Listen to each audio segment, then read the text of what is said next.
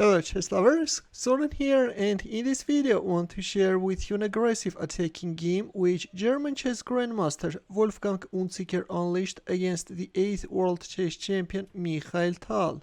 Usually it's Tal who is on the attacking side, but this time he's going to fall victim to White's aggression because of munching a poisoned pawn. This game was played in 1975 in Milan. Unzicker is on the white side and he opened up with e4. Tal answered with Sicilian defense, knight f3 e6, d4, c takes d4, knight takes d4, a6. Kind of variation is on the board. Black is preventing any possible knight b5 jumps and is preparing an eventual b5 advance. Knight c3, queen c7, g3. Other popular alternatives are bishop d3, bishop e2, bishop e3, f4, queen f3 or g4. Oops, this pawn advanced too far, g4. But in the game we see g3, which is also a very popular continuation.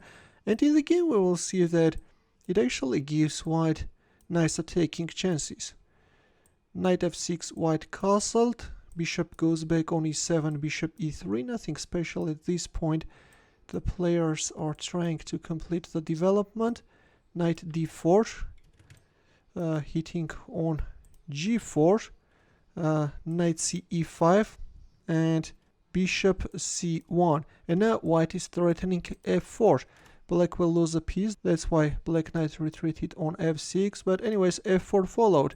Knight c6, an exchange of knights on c6 followed, and e5. Unzicker is playing very aggressively. Yeah, he's not afraid of complications. And this is how you should play against Tal, you know. Only a daring game can guarantee you a victory.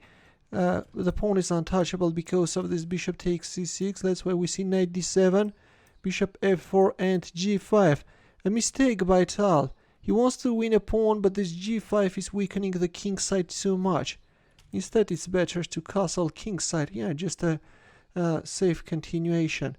Instead we see g5, and now let's see what's the problem with it. Bishop e3, knight takes e5. Black won a pawn, but this pawn is poisoned. Now Tal will pay a high price for it. Knight e4, hitting on g5, h6. There comes the queen, and already a move like knight takes g5 can be a threat, right? Knight g6 and rook f2. Unzicker is now doubling up his rooks on the f file and is hitting on f7. Rook h7. Tal is somehow trying to defend, but at this point already Unzicker landed a heavy punch and he went for rook takes f7. How do you like these guys? A disco party is on the board. Queen takes g6. Now what are you going to play? Tal played queen g7, but there came another heavy blow. Can you find Unzicker's next move? Ready?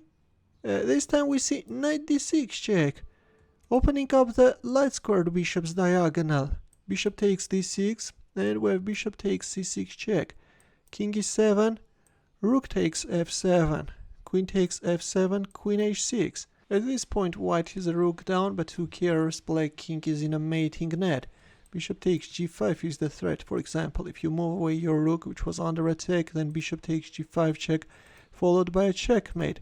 Tal played bishop e5 in order to cover his king, but this time Unzicker won the pawn on g5 with the queen. King d6 and the rook on a8 dropped. Queen c7, and with his next move Unzicker forced a resignation. Can you find his next move? Ready? This time Unzicker played queen takes e5 check and Tal resigned. If king takes e5, then bishop f4 check, and white is a piece up, also has too many extra pawns. That's why at this point resignation followed. Let's admit that Unzicker played this game perfectly and he gave Tal taste of his own medicine. In the end, a chess puzzle for you where the task is to win with the white pieces.